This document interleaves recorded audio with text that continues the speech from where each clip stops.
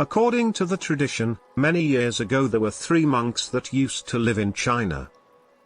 The monks were good friends and were inseparable. Their names are not known because they never revealed them to anyone. In fact, the monks never spoke to anyone else. They only talked with each other, and no one had ever seen these moments where they discussed. However, our monks in this story were not silent as one would guess, since they were monks.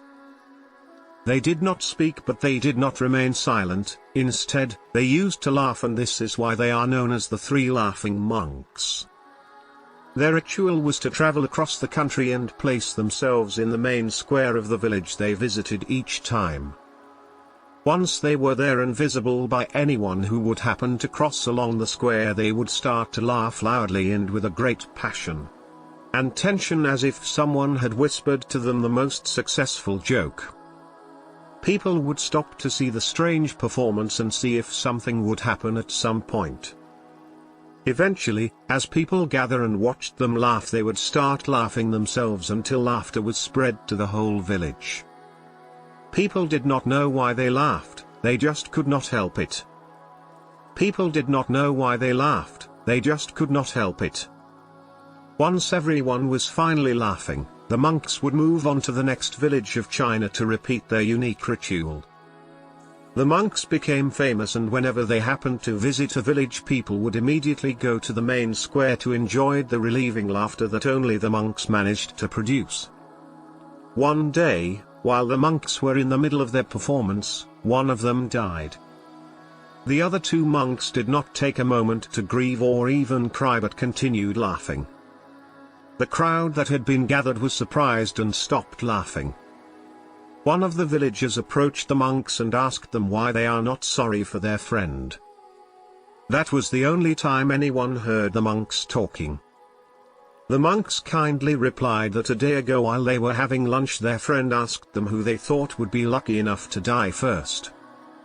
They explained that the laughter was their way to see reality, and that it was an act of wisdom and not a sign of a lack of deep emotions. According to the tradition, when someone died, people should remove the dead man's clothes and replace them with new clean clothes, since these would accompany the dead on their journey to the other side. As it turned out, the monk who died had also confessed that if he was to go first, he wanted to stay with his clothes. He did not wish anyone to dress him up with new clean clothes. He claimed that his laughter had acted as a shield to the world's ugliness, and he was completely clean since he had not let any evil touch him. He did not have guilt and regrets, and he did not feel he would have to get rid of anything before he leaves Earth. The tradition goes a step further and talks also about a miracle.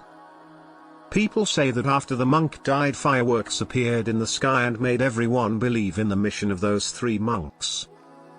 Regardless of whether this is true or not, the truth is that the message the monks managed to pass to humanity was really valuable. The idea is that life is to be lived, and actually in a good way. Anything that makes you smile, laugh and be happy should be embraced. Searching for challenges to justify our existence is not the purpose in life. The ritual the monks performed had a symbolic character, and it worked fine to convince people, at least up to a point, that they should focus on the bright side of life.